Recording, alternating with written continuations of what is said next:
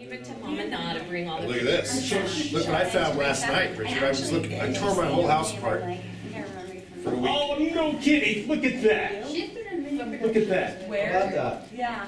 I could not find this sucker for 2 weeks. I was tearing every piece of That is my house nice. apart. Last night, I went, wait a minute. I had a couple glasses We of wine. did I was like, cinders. At the end of the play, he actually put that on. And she beat him up, and she beat him up.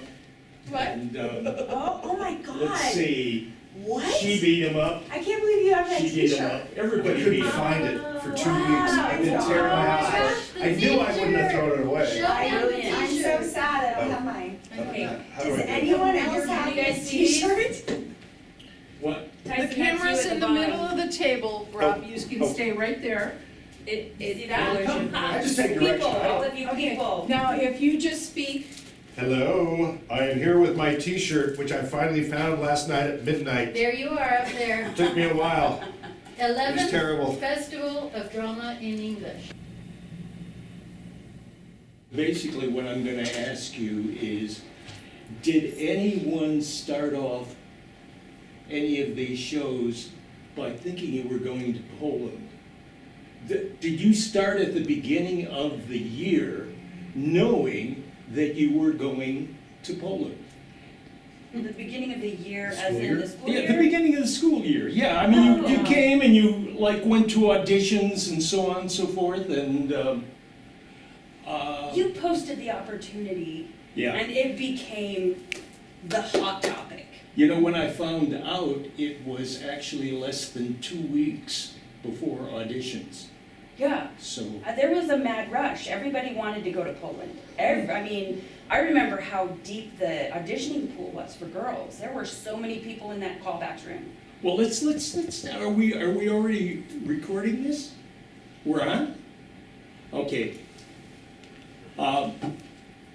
It's my belief that almost everything in life is a total accident, okay?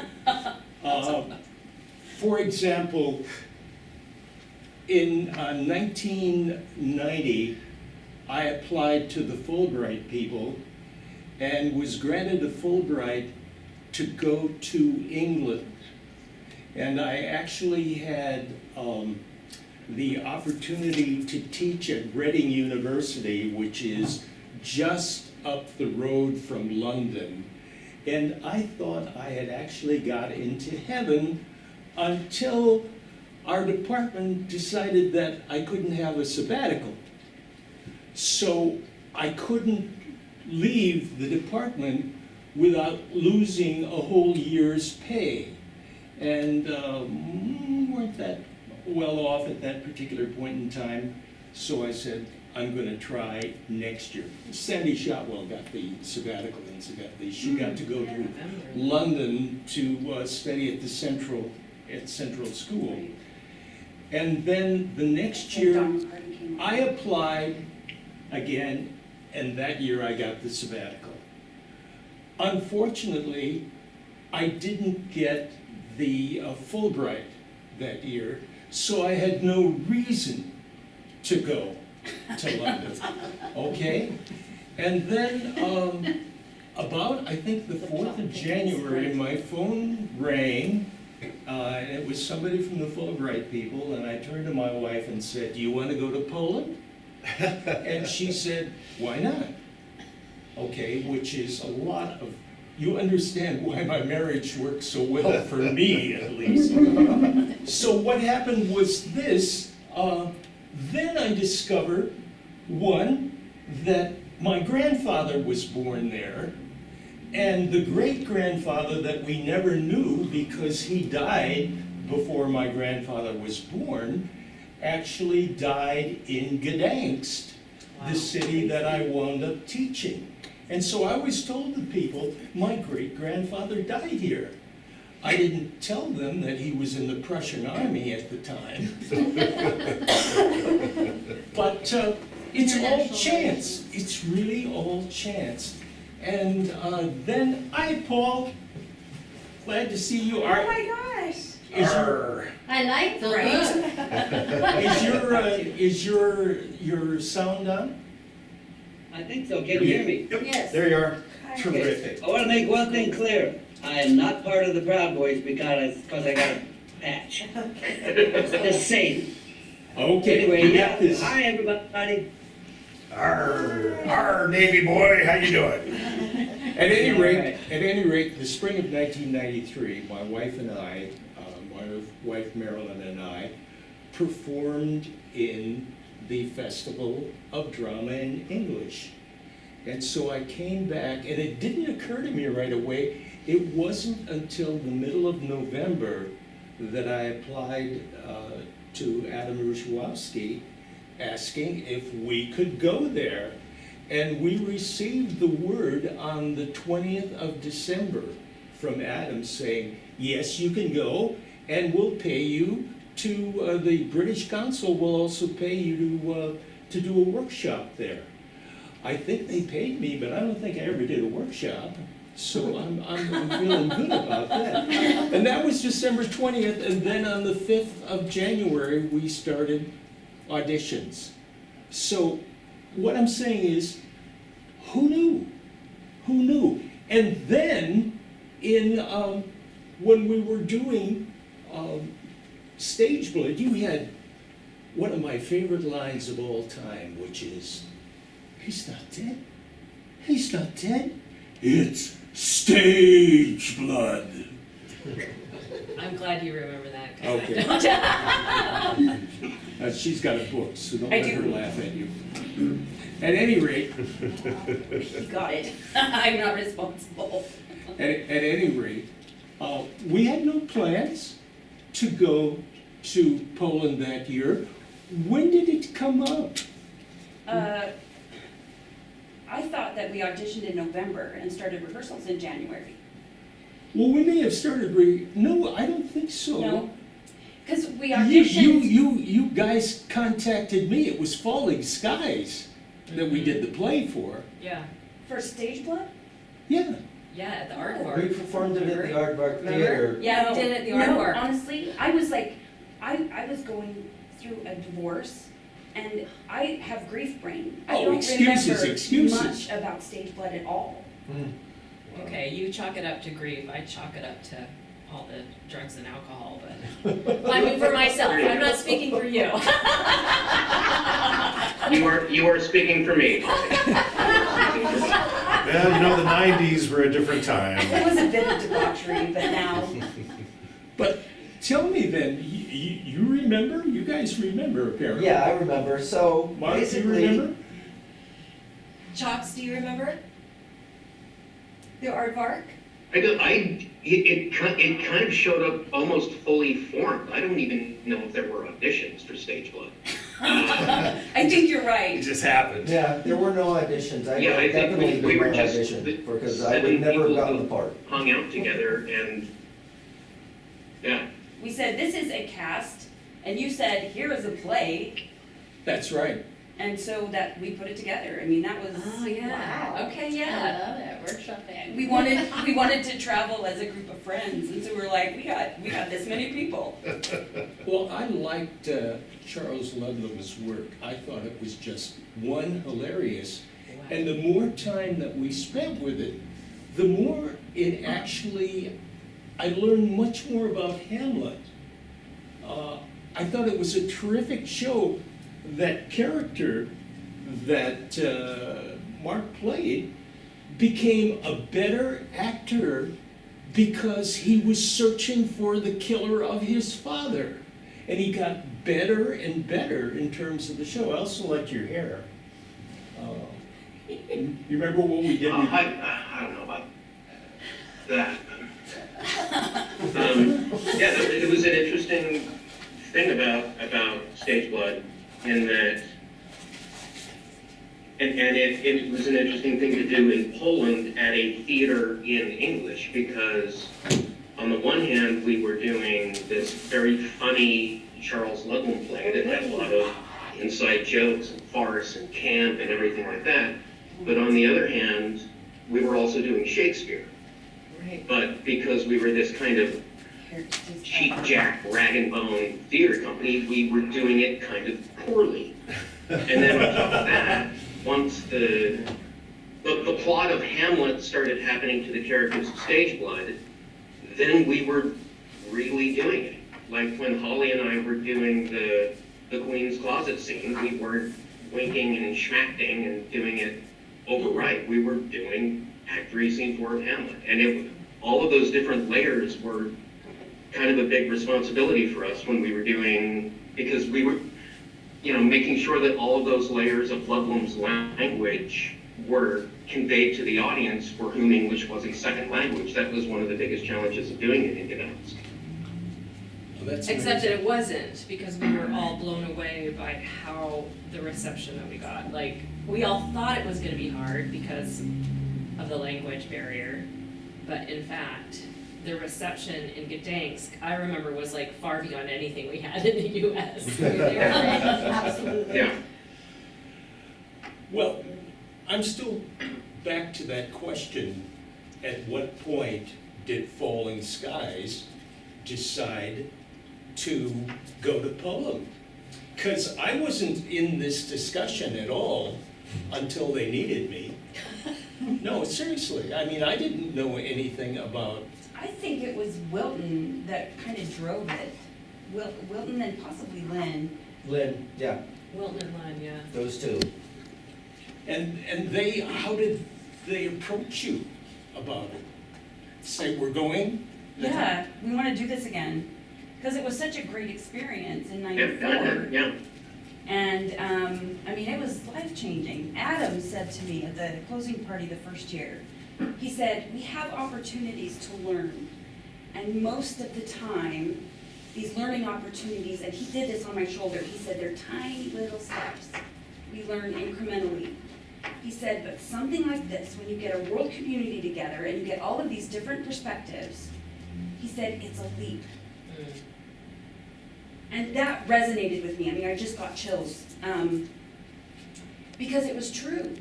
You can study and you can be involved in projects in your own little hometown and, in the places where you're comfortable.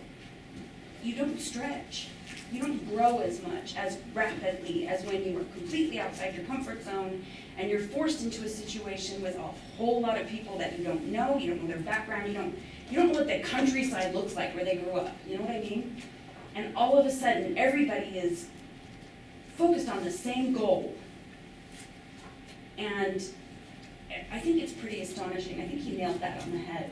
It was an opportunity for expansive growth very rapidly. And that first year, that was the first year? Yeah, that was after girls. And you're talking about Adam Rushwowski? Yes. Mm-hmm.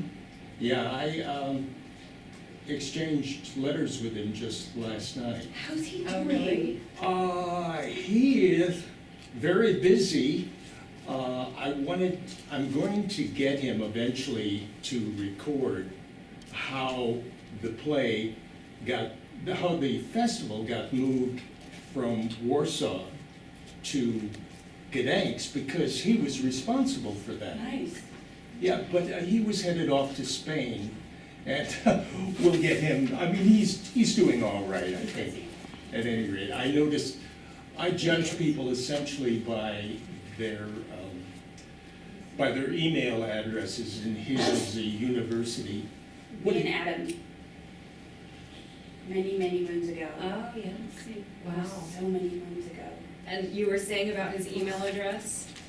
Well, it was a university email address. Oh, I see. So that's usually a sign. Heavens. Good night. Here he is again. That's a crap Oh, look picture. at that! Look at that! I see sucking up here. Wow, good. Yeah, for sure. Although I didn't need to because it was over at that point. That was the closing night party. Actually, that was the closing night party in '95. Here's Sweet Chops. Oh, my goodness. Oh, my Oh, yeah. goodness. Your hair's a little shorter. A nice piece of meat. Yeah. Oh, God. Oh, God. Oh, and my dog chewed up the book that these photos were in, so that's what's missing there. But there's the whole crew. Oh, cool. Tar wreck.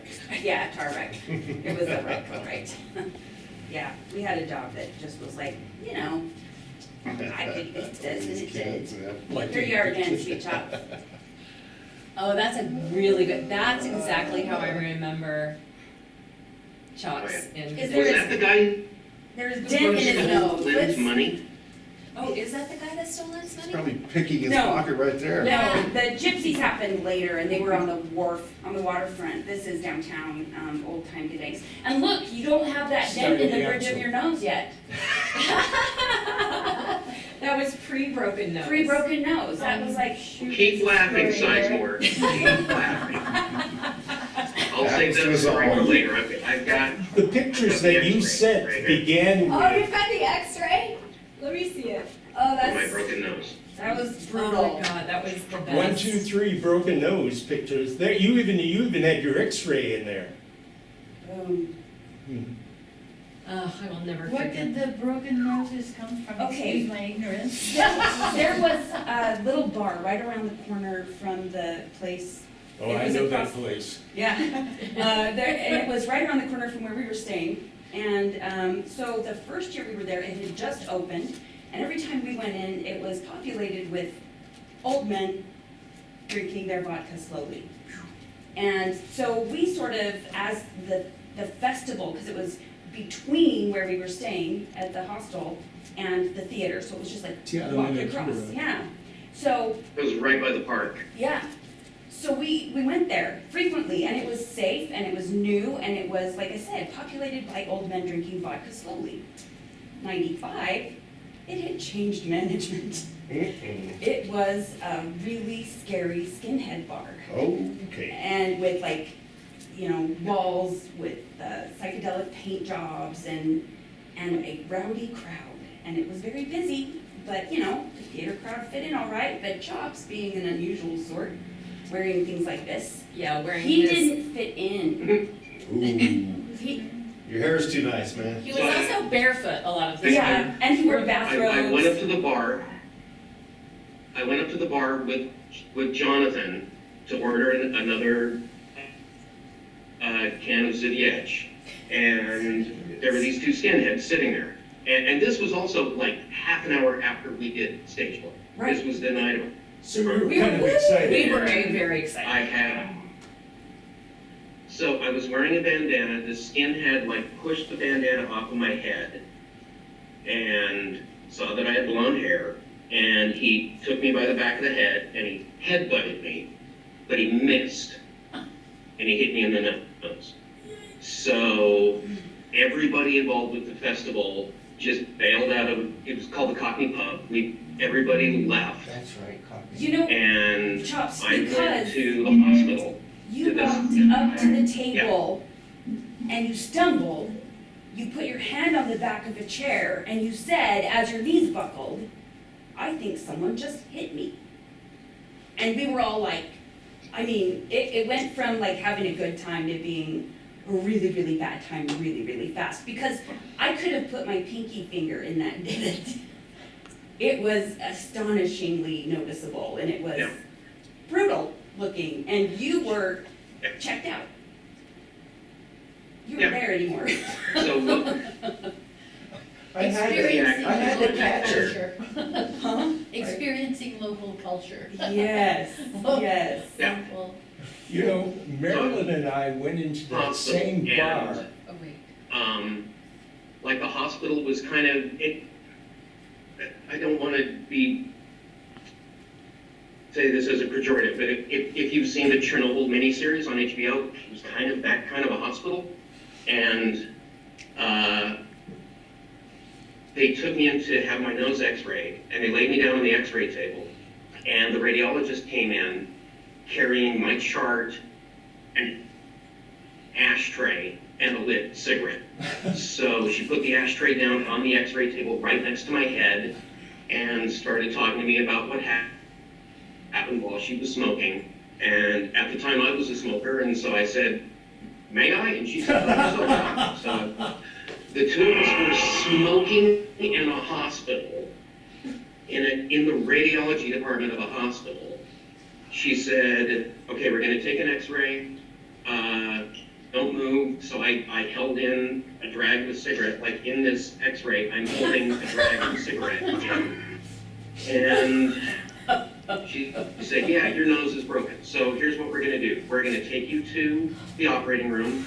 They're gonna put you under, they're gonna break your nose to reset your nose, and they're gonna put some splints up there, suture them in, and then when you get back to the US, you know, you can have them taken out. And I said to Eva, who was the friend of mine who took me there, I said, you know what, my nose doesn't hurt. I mean, to be fair, I had a head full of beer and everything else, but it didn't hurt, it wasn't bleeding, I could breathe, and I didn't have black eyes, it didn't look really that cocked up. It And so I did. said, if one Sorry, more honey. weird thing happens. But you already performed. Okay, at least I didn't it was have the that black night. eyes. Okay. Yeah, it looked bad. It looked really bad. Mm. Most If people I see don't one run more around. thing that leaves me unsettled, You could hang your hat on it. Yeah. and right before they were gonna take me in to put me under and operate on me, we saw two men in bloody scrubs run into the operating room carrying a 10-foot ladder. So I just said, no, I'll get this dealt with back in Utah. And like 20 minutes later, we were back at the hotel bar having another pint. Yeah. It was a nightmare. So, The show must go on. well, and it was Richard who took the fall the first year. Yes, I did. Oh, is that the picture with the, Yeah, the with the, eye? with the patch over the eye. Yeah, I saw that. So, Well, you know, Vinegar Tom, y'all are lucky that you ended up with no facial injuries in the cast. Oh my gosh. Yes, I came and I actually had 1,000 zloty note, which was worth about 4 cents. And I used it as, I asked the question, who has the best explanation as to what happened to my eye? And the winner got the 1,000 zloty note. I can't remember who it was, but it's, I hope that they Framed put it. it up on the wall somewhere. I would have, I didn't win. No, I can't remember, you probably knew the truth. I did, because, I think Lynn was the one who found you. Didn't he peel you off the floor? Yeah, actually, I was sharing a room with Tyson. We had a nice quiet time when we were. We did a lot of drinking and partying, but yeah, there was no major catastrophes. Yeah. No, what happened was, all day long, I was visiting friends of mine in Poland, and I kept thinking, sooner or later, somebody's going to feed me. And no one did. And I got up in the middle of the night and wandered into the bathroom, which had this rock floor on it. And I just passed out. And I woke up on the floor, and it turned out, speaking what Mark said about the medical services available, it turned out that it was actually broken. This orbital socket? yeah, the socket was actually cracked, and I didn't find out until I got home. I didn't find out actually until about a year later when I had an X-ray, and they said, "So when did you break I that?" look a little drunk and. There wasn't. Oh, there we are. With our cat. This is, if I can get back to the plays for a moment. Not too long, but when we did Girls, we made a lot of changes. We made a lot of additions, because all I can remember about it was that the show ran only 60 minutes, and we had, I think, 108 light changes. Yeah. So were you the same group that did both of those, Stage Blood Jesus. and Girls? No, You were, Lynn and I were there for both shows. Okay. And I think Annie, Annie was there and I was Andalone there and for Girls. Tyson. yeah, and Tyson, who is still not here? with us anymore. So, yeah, that was a crazy show in some ways. Marilyn had actually done an interview with Schieffer Campbell in 1993 and played it on KRCL radio. And I couldn't get the play out of my head, but there were things going on in it that I never could quite figure out. So I just put stuff in. Well, the script was so episodic, so very instantaneous. I mean, some of the light changes Yeah, it were felt- like one word and a down, up and down, up and down. It was, honestly, I think Glenn had the hardest job in that play, the light designer. Yeah, And he was running the booth, and he had to learn the booth at the theater well enough to be able to do those 108 lighting changes for a 60-minute show. sure. Christ, It was crazy. Sounds like a nightmare.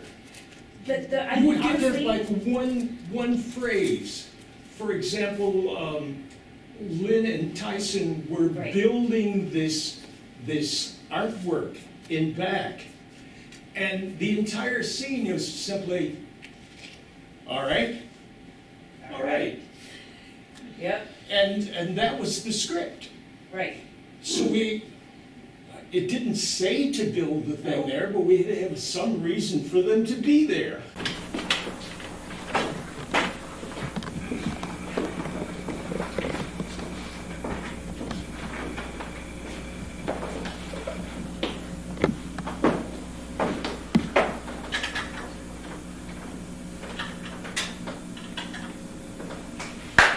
All right, mate?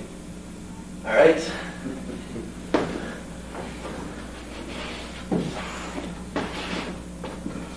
Well, and I think you did a brilliant job, because when I read the script, I was like, what the? This better be a good trip to Poland, is all I can say. Who chose it? Dr. Shrine, it was part of the festival that you saw there before, wasn't it? I did. It was brought by Northern Schiffer Ireland. Campbell, Schiffer Campbell. the And playwright. It was called Scarecrow Theater. And by the time I contacted her to get the rights, Scarecrow Theater was already gone. Yeah, But she did let me have the rights, yeah. and so on and Well, so I thought that the way that you built it, I mean, because the script didn't specify any of the things that actually happened in the play. Mhm. It was just the words, there were no stage directions. Wow. And so Richard came up with a concept that it was the three, oh gosh, what do you pronounce? Three fates. Three fates, the Yeah, fates, they were so, all Gaelic, Gaelic. Mother Crone. And so that was the tableau at the end of the show, but, you know, With you and Annie and Anne. and Ann. And that was when Tyson was like, dead. Conrad? And we never found Anne? No. I was able to find her sister, and actually she was on a couple of people's Facebook, but I went on their Facebook and I checked, and there were no pictures after 2012, and her sister said, well, she doesn't do much with social media anymore. And she looked great, you Yeah. know, but No surprise. Right. she I was never studying. able to get in contact. Yeah. I don't even know where she is, That's sad. which is too bad. Yeah. She came from Westminster, right? Yeah, I think so. Yeah, and I I remember. think that's right. Actually, Yeah. I remember Annie and Lynn were in a Fugard play when we were doing this casting. Do you remember? I Yes. Hmm? It was directed by Roger Bennington, right? Yes. Yes. Hello and Goodbye. Wasn't Yeah. that it? I think it was Hello and Goodbye. Yeah. Yep. And, yeah, we had South African accents for that show, and then Irish accents for this show, for Curls. Sort of. Yeah, we were brother and sister. Listening back, I'm like, I thought we were doing a great job, but damn. Yeah, right? You have a tape of We it? could You have never a tape of the quite- show? Yes. There's, Yes. yeah. Yeah. Richard sent it out at the beginning of the process of making this We happen. did. I got to see yeah. it for the first time. I got to see it, and it was great. It's an It's- attachment, you get to watch. It's actually two shows, two performances filmed back to back, So it runs for 2 hours. And Lynn said to me, before I had a chance to watch it, he said, I just watched it twice. I was like, well, that seems excessive.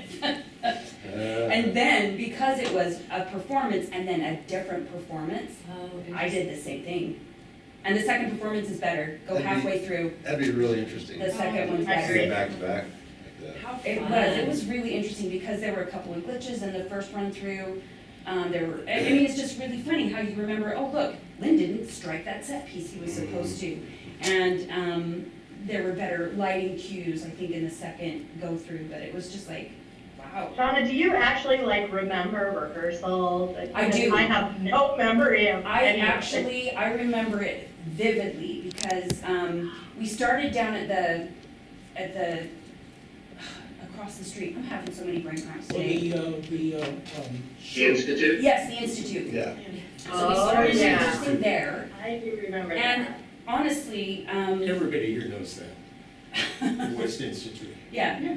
And so I was married to Richard at the time, not this Richard, a different Richard, and Lynn was engaged to Monica Mensch. And we were cast as husband and wife. And so the intimacy barrier was broken very quickly during blocking. We had to touch and hug and caress each other like we were married. And so it's like my trust barriers broke down really fast. And I got to know Lynn very quickly, but it's like we had a lot of time. Your stage was, you were stage right and we were stage left. So Bronye's house was stage left and Maven Dearman's house was stage right. And so when you guys were blocking scenes, because we crossed over some, but it wasn't, you know, a lot.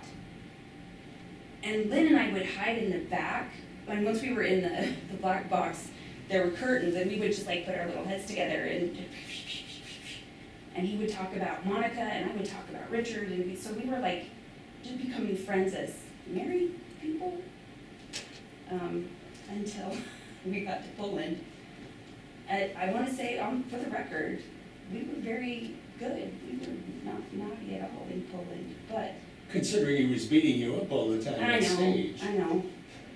But we No, got I have home. memories of you, Lynn, in Poland, because I was your roommate. I remember that. Ooh. Well, there was like, Now we're down to the nitty gritty. I remember actually, we were roommates because Annie and Lisa were the non-smokers in the group. And so That they didn't shared a last room. long. Huh? That did not last long for me Oh, in life. I think Mark could attest to that. Yep. no, I'm sorry, I said Annie, I meant Anne. Anne and Lisa Okay. were the non-smokers, so they roomed together. And the rest of us like clouded up the rooms we were in. I think Glenn was the one who had to suffer with a smoking roommate, but Everybody as smokes a there. non-smoker, right? It was a different time. I mean, I told, man, I'm twice as old, more than twice as old as I was when we did that. Thanks. That's a good note for me to jump in with here. Can you guys hear me? Yeah. Okay. Well, I'm going to have to bail out because yesterday I had that surgery on the eye, and I am not supposed to have my head up. And so I've got, except for maybe 5 minutes out of every hour. Take him And so out. I've got to. I got a quick Paul story. I got a quick Paul story. But I quick wanted to say it was so good to see Teresa and Karen and Rob and, you know, all you guys here. I wish I could make it over to dinner. If I go to sleep now and have my head down, I might be able to get up, but you might see the top of my head more there. But anyway, thanks for coming, and I could tell lots of stories myself, wish I could. You watch the video, because I'm gonna tell some Paul stories when you're off. I've got a few Yeah, maybe I'll get myself. that. We haven't gotten to the near top. No, we haven't got there. And oh, good, yeah, Karen, I can get stories about you. Oh, yeah, I'm sure. And Bye, Mom. thank you for having me up to your You're house. lucky. Thank you for having me up to your house for a concert a couple years ago. Oh, yeah, thanks for coming all that way and all. It was You're in welcome. my salon. You all have a good one, Teresa. Very nice to see you again. Good to I see you, Paul. Okay, bye-bye. Feel better, baby. Yeah, heal up. We need your music. I could use the beard. It's true. Oh, that's fantastic. It really is. Talk about drama. Yeah, he's always had a good beard. Yeah, always a good beard. I actually had a thought when we were talking about injuries and no injuries with Vinegar Tom, but Richard, you got very angry at me before we left for Poland because I was rollerblading and I had a really bad crash, and I'm lucky I'm alive. And You were alive. hit by a car. Well, no. No? A car saw the accident and was like, should we take you to the ER? And I was like, can you just take me to my apartment because I have to get to rehearsal? And I just showed up like bloody and bruised, and we were like leaving for Poland in another week or two. We were doing run-throughs, and you're like, you're in the show, and you choreographed the show, and all these people are depending, and there's all this money, and I was like, it was a good lesson for me. Tom brought you in. Did, Tom, I can't remember his last name. Oh, Cook. Cook, Tom Cook. Tom Cook, that was a different accident. That was earlier in the year. I did get hit by a car. You live I flipped dangerously. up over the roof of a car. She's a biker, Yeah. man. No, she was Dangerously, I tell you. on roller skates, right? Yeah, the second accident right before we went to Poland, I was on rollerblades. Rollerblades. And in those days, there was no helmets. No, of There was course just not. speed. Just short shorts. Short shorts, and athletic bra, my Walkman. Yeah. So yeah, I got in trouble. You got in trouble. You got mad at me. And so that was the accident. And I remember, because we did so much dancing, and I had a big dance solo with all the stretching. And every time I moved, I was just ripping open the scabs. Yeah.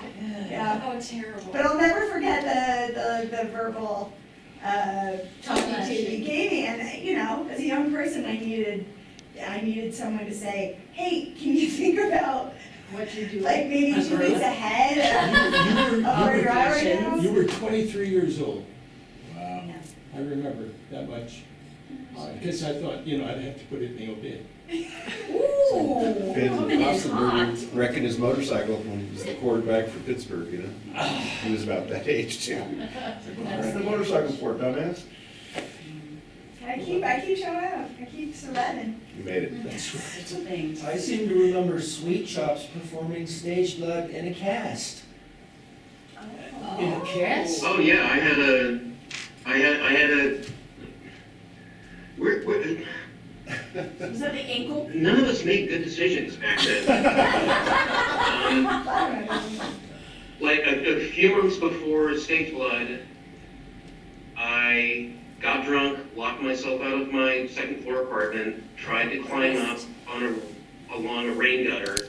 Of course it fell off, and I shattered like my thumb and my elbow, and I was in a cast for like 6 weeks, or 6 months. And so when we did Stage Blood, I had a broken arm, and I like spray painted it black. I think I've got a photo of it. I might be able to share it. Yeah, I spray painted it black because Hamlet. And yeah, I did the whole that whole show with a broken arm.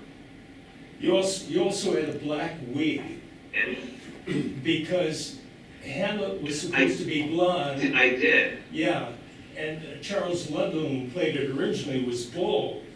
So we had to give you a black wig, which you then took off to play Hamlet. Yeah. It was perfect Charles Ludlam. Yeah. Because it was kind of this weird play on drag and everything. It looked ridiculous when I had this Yes, black wig on, and it felt kind of cool when I had my own hair. And I remember the running joke during that time was that Sweet Chops had played Hamlet many times, not in the play Hamlet. Yeah, there was.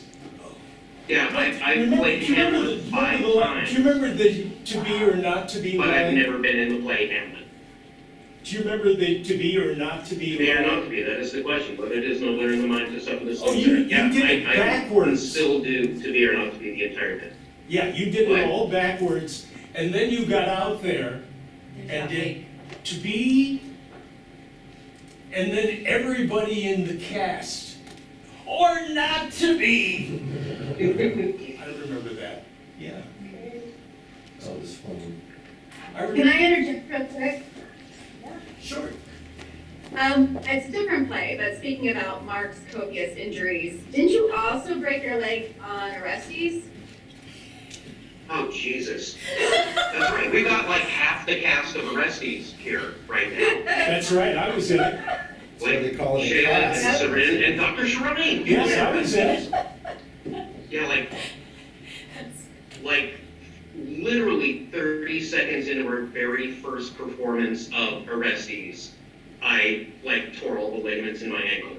Because we were doing it at some place in Arches National Park. Yes. And like I was lying down on the Red Rock at the beginning of the show, and sweet Noe McKenna, I can't remember her married name, but Noe came up and like woke me up and said, Orestes, go do something, because the name of this play is She was playing your Orestes. sister. And so I got up and took 3 steps and rolled my ankle on some part of the Red Rock. And it was the very first performance. And so that entire run of the show, I had a completely cocked up ankle. I don't make good decisions. Well, we all knew that when we all got into theater, right? Maybe, indeed. I have a story. Yeah. Actually, a couple, but. Okay. But, first you asked about, did you know you were going to Poland? and Yes. everything. I either flew or drove in. I think I was flying in for some reason, back to Salt Lake from back east, Philadelphia, area where I'd been teaching, and I was coming back to do another degree. You also had a And lawsuit. guess who was giving me a ride? And at that point, he was explaining that the university's Greek play was doing the Bacchae.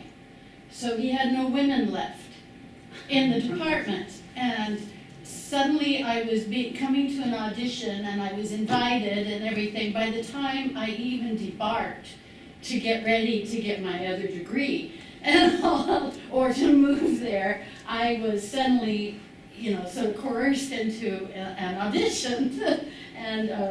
And thanks to Paul and all, it must have gone okay. I must It not did have go wrecked over. it It anyway. did. So I ended up. I knew you'd be terrific in it, okay? So I kept helping you move things in so that Yeah, I got you would free owe moving. me. That's brilliant. I got free moving. I loved it. It was worth it. Anyway, the other story, talking about mishaps in Poland. There was, so I had switched rooms because I got a little bit perturbed when I saw the rat poison in the room I was assigned and all. I was going on my Western European experience and I walked in and I said, oh, this is a different world. Yeah, So don't drink the water. I walked there. So the rooms got switched. Well, during the night, and you'll remember this story Yes, very I well. do. During the night, I'm already panicked because I've just moved, I'm sleep deprived, I was jet lagged, I was older in the cast, I wasn't getting the jet lag as well. And I'm worried because they put us on last and I'm scared to death of singing my solos that Paul assigned me. So I'm like, I'm a dancer, I'm not a singer, I'm a dancer, I'm singing. So all these things going through my mind, and I just start to settle down, and I start hearing all these deep male voices start singing, and drunken voices, and banging on my wall, and all of this raucous stuff going. And you could hear it down the paper walls, down the hall, everything, all of this, and I start beating on the wall.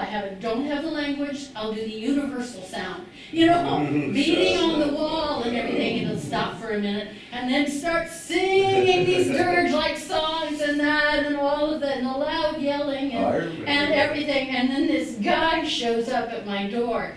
He can hardly stand in his feet, and it somehow lets me know it's his friend's birthday. And so they're celebrating. That makes all it night. okay. So they go back, and I'm trying to say, I just need to sleep, please. And then it starts up again and it's banging, so I start beating on the wall and yelling American profanity on the wall. Next thing I hear a knock at the door, I go storming over there and it's Dr. Shrine. And of course, Richard's standing there and he says, why don't you go down and sleep with Marilyn in my room and I'll stay here, I'm half deaf. Oh, he joined the damn party. Yeah, he really He tried to So I finally did get a little bit of sleep that night, and Marilyn and I had a good laugh. You know, I have another story in relation to that, and that is because of this whole thing, Tommy St. Cyr Yes. came down the thing, and she went in that door, and She told him off. you said you use profanities. She, and then quiet. They got quiet. I don't know, I was not She as had some fearsome power. as Tommy. Little Jedi power there, yeah. Yeah. That New Orleans power,